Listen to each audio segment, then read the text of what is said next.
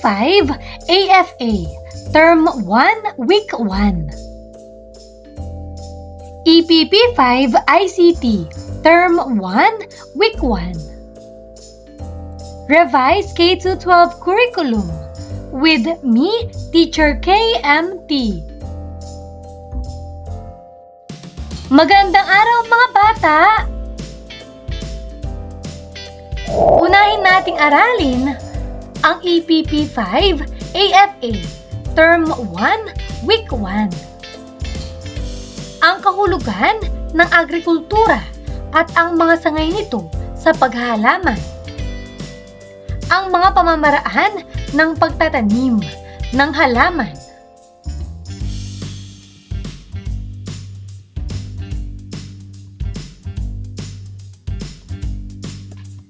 Mga layunin.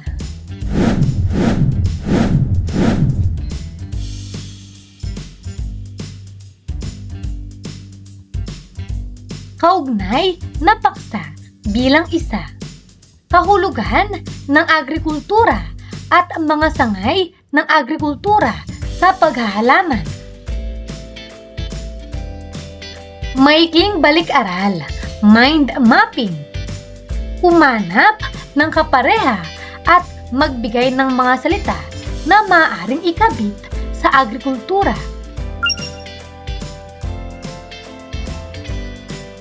Magaling. Pagsasaka. Bukid. Pagtatanim. Pag-aani. Palay. Hayop.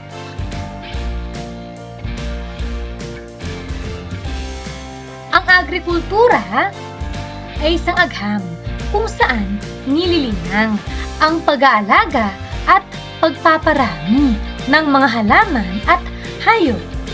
Ito ay ginagawa upang makalikha ng pagkain, damit, at iba pang produkto na makatutulong para masustentuhan ang pamumuhay. Ito ay nanggaling sa salitang Latin na agri, na ibig sabihin ay lupa at kultura na nangangahulugan namang paglilinang. Sa makatuwid, ang agrikultura ay nangangahulugang paglilinang ng lupa. Ang mga magsasaka ang isa sa may malaking ginagampanan sa gawaing ito. Sila ang gumagawa ng paraan upang mapataba ang lupa at sila din ang nagtatanim ng mga halaman upang makalikha ng pagkain at iba pang produkto. Ang agrikultura ay maiugnay din sa pag-aalaga ng mga hayop.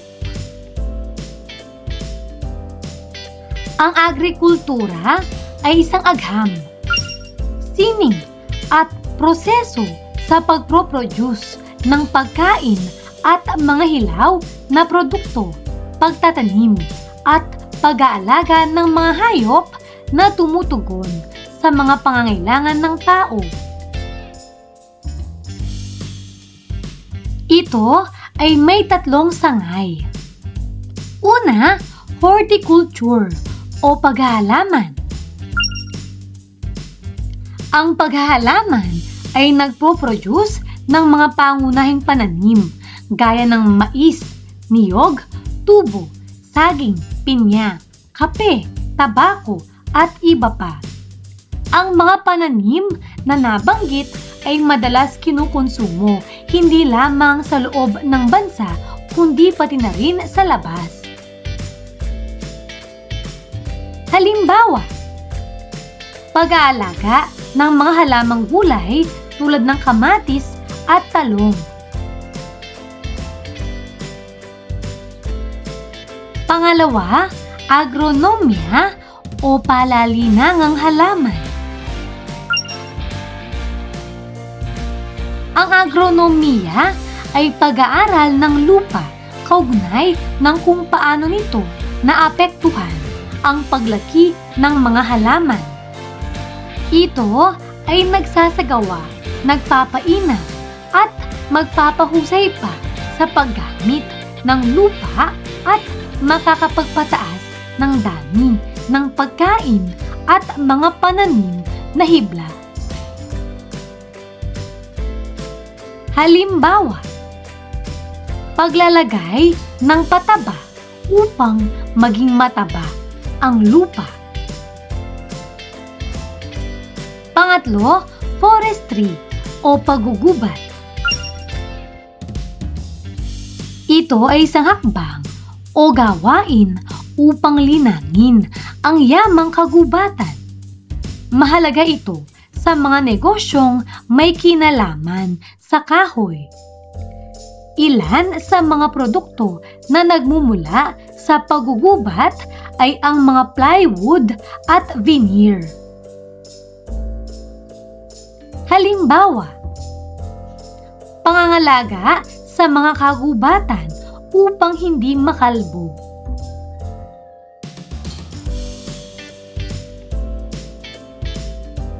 Maikling pagsusulit. Panuto, isulat ang tama kung wasto ang pahayag at mali kung hindi. Una, ang agrikultura ay tumutulong sa paglikha ng pagkain. Pangalawa, ang mga magsasaka ay nagtatanim at umaani ng mga produkto. Pangatlo, ang agronomiya ay pag-aaral ng lupa. Pang-apat, ang forestry ay walang kaugnayan sa kagubatan. Panglima, ang mga magsasaka ay may mahalagang papel sa agrikultura.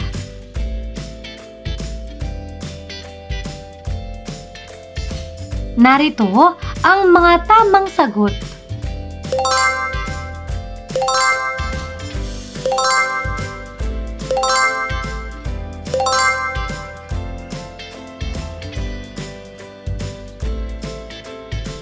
Kaugnay na paksa bilang dalawa ang pamamaraan ng pagtatanim ng halaman. Maikling balik-aral. Pansinin ang mga larawan at ilarawan ang mga ito base sa mga pananim at sagutin ang mga tanong sa ibaba.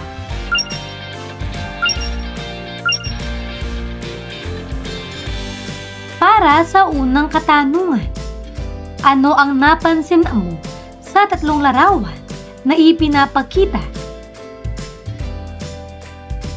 Magaling! Makikita sa tatlong larawan ang mga taniman o sakahan na may iba't ibang uri ng pananim. Ipinapakita nito ang mga gawaing pagsasaka at paghahalaman. Pangalawa, alin sa tingin mo rito ang mga naitanim ng tuwiran at dituwiran?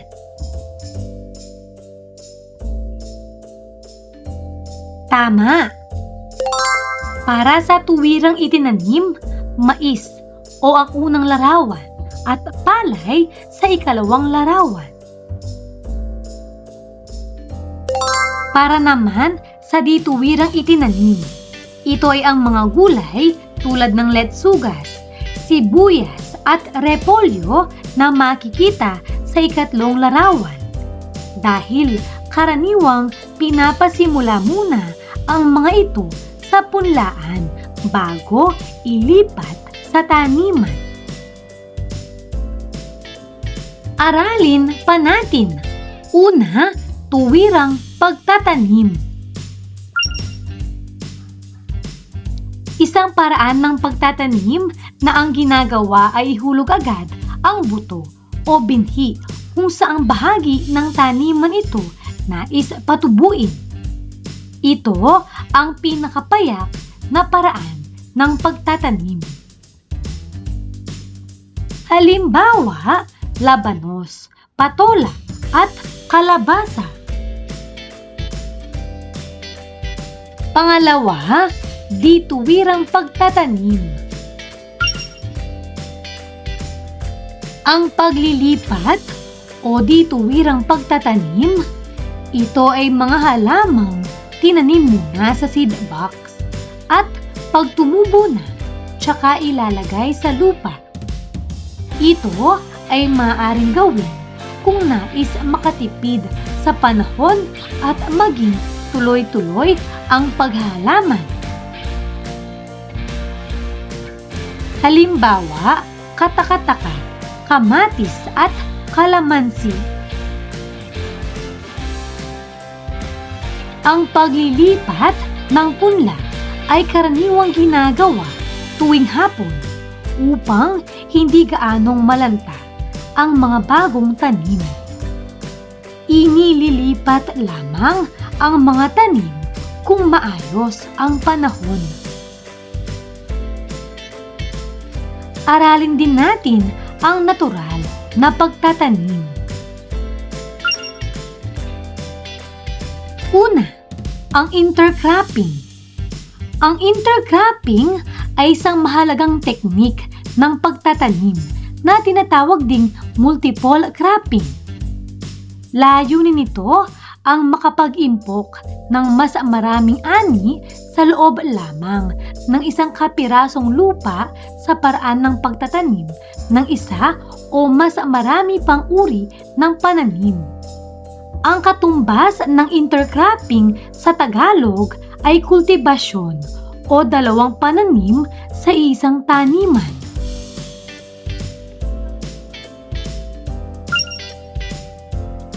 Pangalawa, contour farming. Ito ay ang pagtatanim ng panapanahong pananim o taunang pananim pabalagbag sa padaisdis na lupa.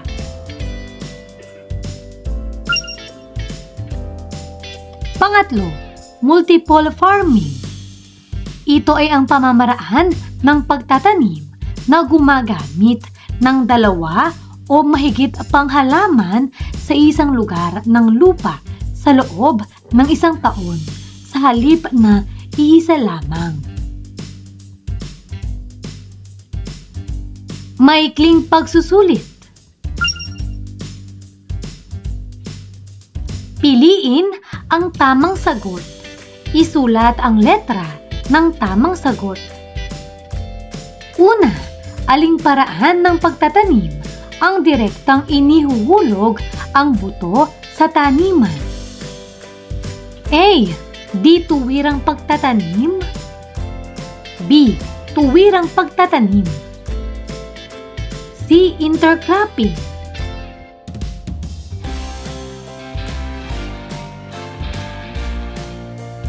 Pangalawa, alin sa mga sumusunod ang halimbawa ng tuwirang pagtatanim? A. Kamatis. B. Kalamansi. C. Labanos.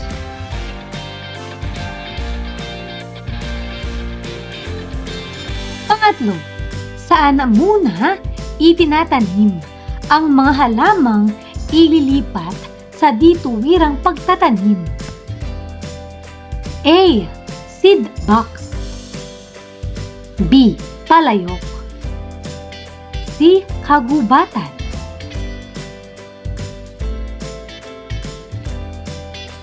Pang-apat, kailan karaniwang inililipat ang mga punla? A. Umaga. B. Tanghali. C. Hapon.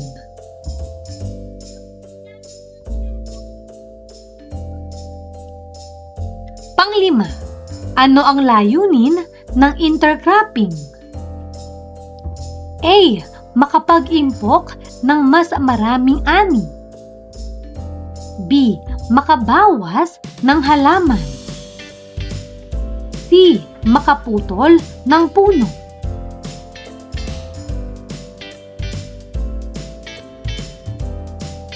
Mga tamang sagot.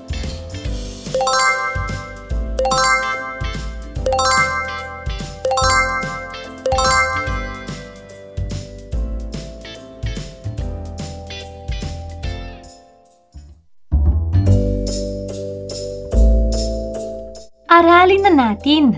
EPP 5 ICT Term 1 Week 1. Panuntunan ng netiquette sa paggamit ng internet.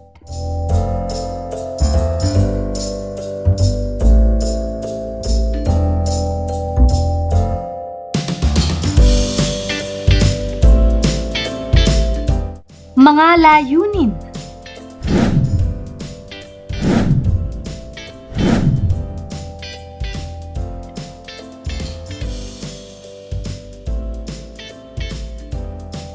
Kaugnay na paksa bilang 3. Ang mga panuntunan ng netiquette sa paggamit ng internet. Maikling balik-aral. Paano to? Pagmasdan ang larawan at sagutin ang sumusunod na tanong.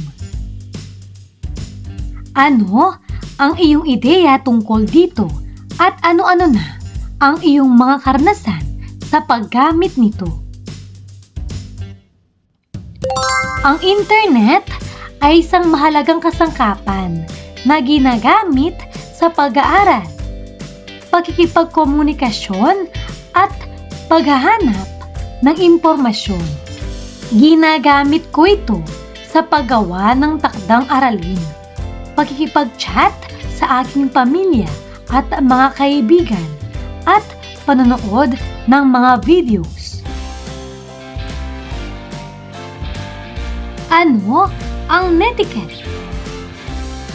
Ang netiquette ay kilala din sa tawag na online etiquette.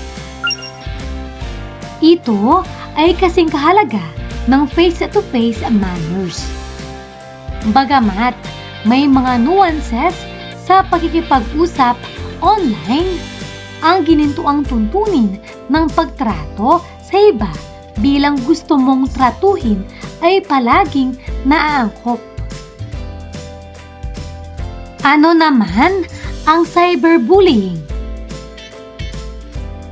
Ang cyberbullying ay ang pananakit, panunukso, pananakot, o panginsulto sa ibang tao gamit ang internet, cellphone, computer, o social media. Nangyayari ito kapag may taong nagpapadala o nagpo-post ng masasakit na salita, nakakahiya o nakasasakit na larawan o maling impormasyon tungkol sa iba upang sila ay mapahiya o malungkot. Mga patakaran sa netiquette. Una, tandaan na nakikipag-usap ka sa ibang tao. Piliin ang iyong mga salita ng matalino at gumamit ng kani-kanilang wika. Kung hindi mo ito kayang sabihin sa harap ng isang tao, huwag itong sasabihin online. Tandaan na nakikipag-usap ka sa isang tao na may damdamin at umiwas sa masakit na pananalita at kabastusan. Halimbawa, tama kapag sinabi mong maganda ang ginawa mo, pwede pang pagbutihin. Mali naman ang panunukso o pang-iinsulto sa kaklase sa social media. Pangalawa, igala ang privacy ng iba. Huwag magpasa ng mga pribadong mensahe, larawan at impormasyon nang hindi muna tinitignan ang taong nagbahagi nito. Ang pagpapanatili ng tiwala sa iyong mga koneksyon ay mahalaga sa online at offline. Halimbawa, tama ang humingi muna ng permiso bago mag-upload ng larawan ng kaibigan. Mali naman ang pag-post ng address o numero ng telepono ng iba. Pangatlo, ipresenta ang iyong sarili ng mahusay.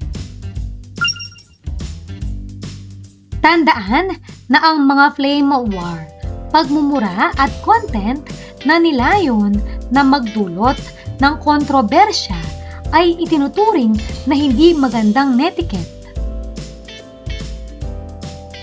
Halimbawa, tama kapag sinabi mong salamat po sa iyong tulong.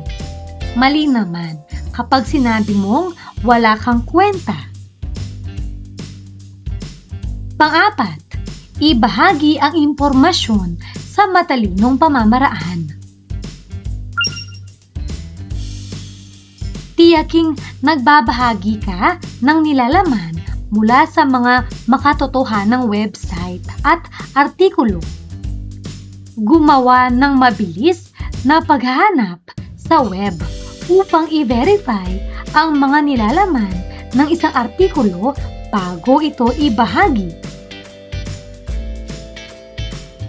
Hindi lamang ito makatutulong sa iyo na makita ang mga peking app at peking balita, ngunit sa pamamagitan ng pagsuri sa katotohanan kung ano ang iyong ipopost, makakatulong ka na mabuo ang tiwala ng iba sa iyo. Halimbawa, tama ang mag-post ng positibong mensahe. Mali naman ang magbahagi ng tsismis o maling impormasyon. Panglima, maging mapanuri at matalino sa iyong mga binabahagi. Hindi mo kailangang ipasa ang bawat chain email na natatanggap mo o ibahagi ang bawat artikulong nabasa mo sa social media. Tumutok sa makabuluhang nilalaman at mga tunay na koneksyon. Sa halip na magbahagi para sa kapakanan ng pagbabahagi. Halimbawa, tama ang magbahagi ng mga balitang mula sa mapagkakatiwalaang sanggunian. Mali naman ang magkalat ng tsismis tungkol sa kaklase o kaibigan. Pang-anim, tumugon kaagad. Magpakita ng kagandahang loob sa iyong mga kaibigan, pamilya at katrabaho sa pamamagitan ng pagtugon sa isang napapanahong paraan. Ang pag-iwas sa isang mensahe ay maaaring humantong na stress para sa isang taong naghihintay ng tugon. Ang isang magandang tuntunin ng thumb ay tumugon sa mga komunikasyong instant message muna. Pangalawa, ang mga email. Halimbawa, tama kapag sinabi mong, salamat sa mensahe mo. Sige, tutulungan kita sa takdang aralin mamaya. Mali naman ang hindi pagsagot sa mensahe ng kaibigan na humihingi ng tulong kahit nabasa mo na ito o matagal na hindi nagre-reply ng walang dahilan. Tandaan, bago mag-click, mag-post o mag-comment, isipin muna. Totoo ba ito? Magalang ba ito? Makakatulong ba ito? Makasasakit ba ito sa iba? Kung susundin natin ang netiquette, magiging ligtas, masaya at maayos ang paggamit ng internet para sa lahat. Maikling pagsusulit, kumpletuhin ang pangusap. Panuto, piliin ang tamang salita sa loob ng panaklong. Una, ang patlang ay wastong pag-uugali sa internet. Ano ang tamang sagot? Ito ba ay netiquette o internet?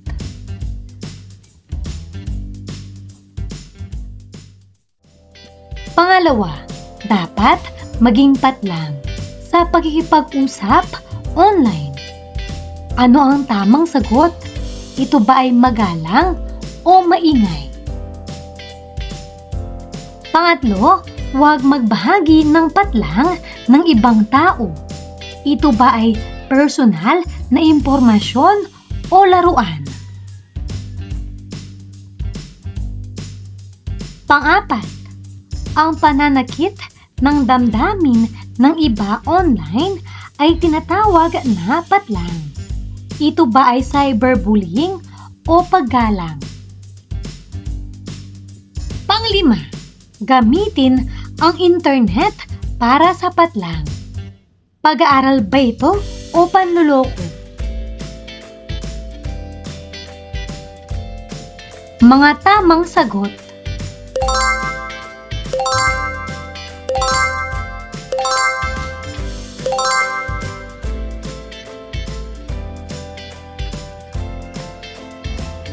Kabuuang pagsusulit, tama o mali? Paano to? Isulat ang tama kung wasto ang pahayag at mali kung hindi. Una, ang agrikultura ay tumutulong sa paglikha ng pagkain at iba pang produkto. Pangalawa, ang horticulture o paghahalaman ay may kinalaman sa pag-aalaga at pagpaparami ng mga halaman. Pangatlo, ang agronomiya ay pag-aaral ng lupa at epekto nito sa paglaki ng mga halaman.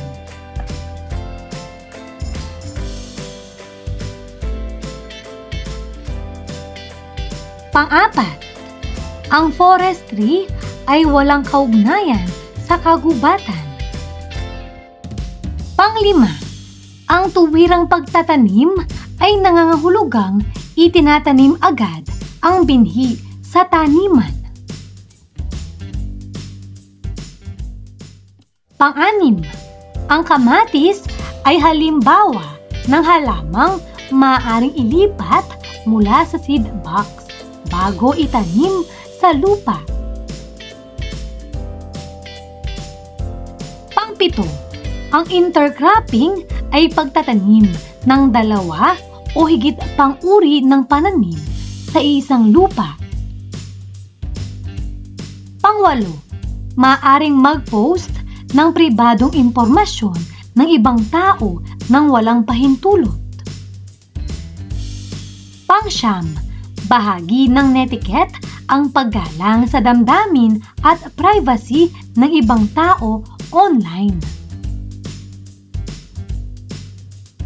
Pang-sampu, dapat suriin muna kung totoo ang impormasyon bago ito ibahagi sa internet. Mga tamang sagot.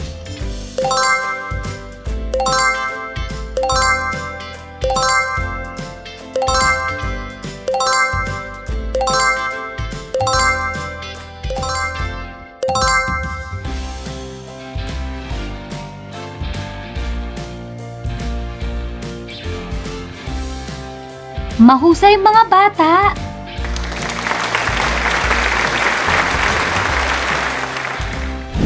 Ano ang mga natutuhan mo sa araw na ito? Ngayong araw na ito, natutuhan ko ang tungkol sa agriculture, fishery and arts, ang kahulugan ng agrikultura at ang mga sangay nito sa paghahalaman, at ang pamamaraan ng pagtatanim ng halaman. Sa information communication technology naman, ang natutuhan ko ay ang mga panuntunan ng netiquette sa paggamit ng internet.